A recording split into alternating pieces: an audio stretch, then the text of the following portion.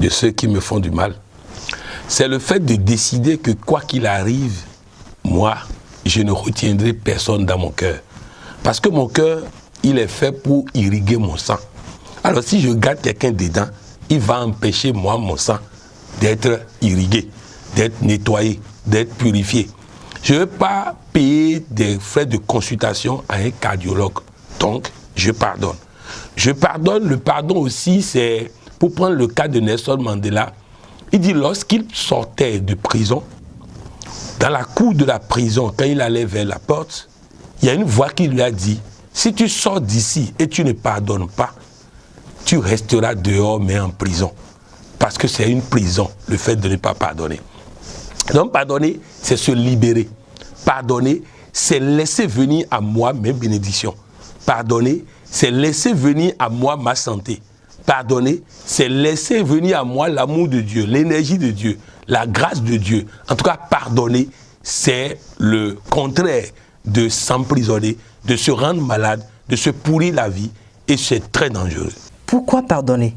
Il faut pardonner parce que si je ne pardonne pas, c'est comme si je prends un couteau, que je me poignarde moi-même, et que je pense que c'est celui qui m'a fait du mal qui va sentir la douleur. C'est ça, le refus de pardonner. Donc bref, si je ne pardonne pas, c'est-à-dire il y a trop de conséquences négatives à ne pas pardonner.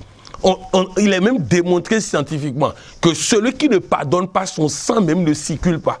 Donc, je dois pardonner pour moi. Je dois pardonner parce que je m'aime. Je dois pardonner parce que je veux réussir. Je dois pardonner parce que je veux être en bonne santé. Je dois pardonner parce que j'ai des promesses importantes dans ma vie. Et aussi, je dois pardonner parce que celui qui m'a fait du mal a été placé là pour me faire ce mal-là, afin que ce mal qu'il m'a fait puisse m'orienter vers la chose merveilleuse que je ne vois pas tant qu'on ne m'a pas fait ce mal-là. Vous avez un conjoint qui vous a lâché. La parole de Dieu dit, quand Dieu ferme une porte, c'est qu'il a ouvert une porte plus grande. Alors qu'un conjoint vous a lâché, au lieu de lui en vouloir, demandez à Dieu pourquoi il a permis que cette porte se ferme et il va vous ouvrir une porte merveilleuse, une porte extraordinaire. De la même manière, deux sages étaient allés visiter des gens pauvres. Ils sont allés chez eux.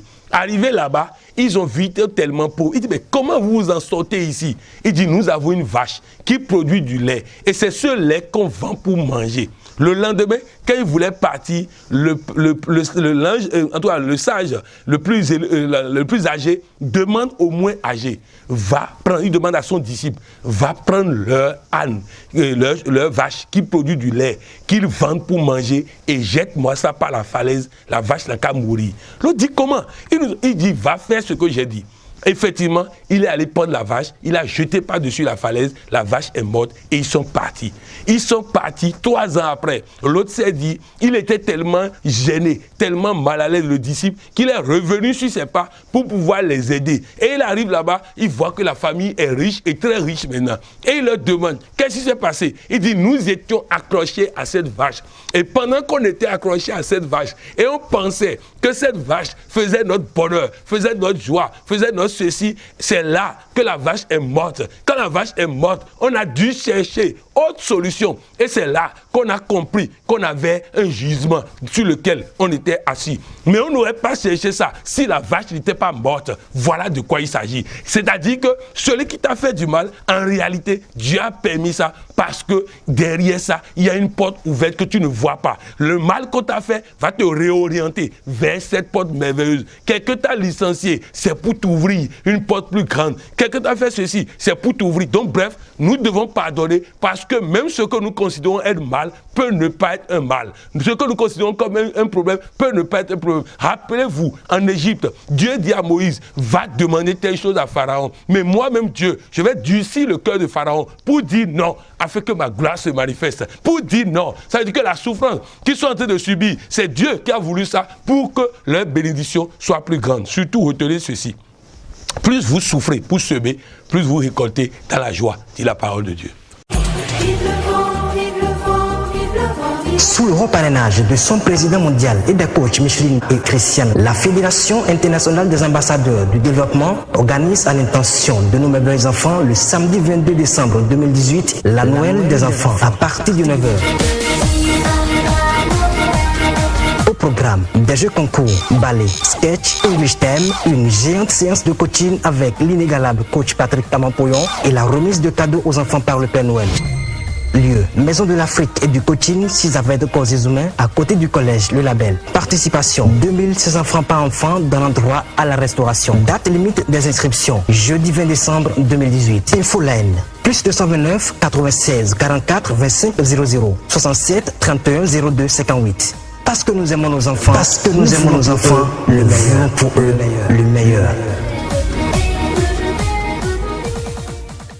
Quelques manifestations du pardon. Ah, déjà, je peux donner le témoignage puissant de ce monsieur qui a gardé son patron qu'il a licencié dans son cœur pendant près de 7 ans. Et après, a suivi une conférence que j'ai animée sur le pardon. Et allé dans son ordinateur, a détruit tous les fichiers, preuves qu'il a concoctés contre le patron. Il a tout déchiré, il a tout supprimé. Et il a dit à Dieu, donne-moi la force de pardonner. Le lendemain, le patron a été arrêté.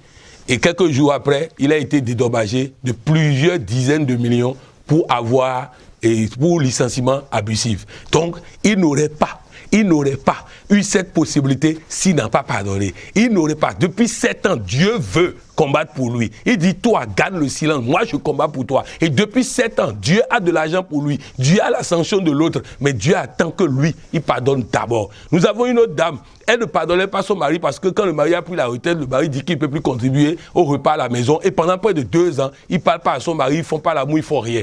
Et un jour, elle suit une conférence sur le pardon. Elle rentre à la maison, elle pardonne son mari et le lendemain, elle a promotion au service. La promotion qu'elle cherchait depuis des années est sortie maintenant. Quand vous pardonnez, Dieu se manifeste. Il y a une dame, son mari sort avec sa meilleure amie. Donc elle a juré de ne pardonner aucun des deux. Et j'ai écrit une chronique sur le pardon. Elle a lu la chronique. Après avoir lu la chronique, elle appelle son mari. Elle dit, chérie, je te pardonne et je pardonne mon ami. Et si tu veux l'épouser, épouse-la. Elle n'a qu'à venir ici. Nous redeviendrons de bons amis et nous allons te rendre heureux. Et le mari lui répond, c'est parce que tu étais devenu invivable que j'allais chez ta copine pour aller me plaindre de toi et cette connerie est arrivée. Maintenant que tu as changé et que tu es devenue la merveilleuse épouse que j'ai épousée, cette affaire doit s'arrêter. Et il prend le téléphone et il appelle l'autre pour rompre la relation. Elle voulait pardonner pour laisser faire, mais le pardon a créé la libération, le pardon a créé la séparation avec l'autre, elle a retrouvé son mari et tout ça. On peut citer énormément,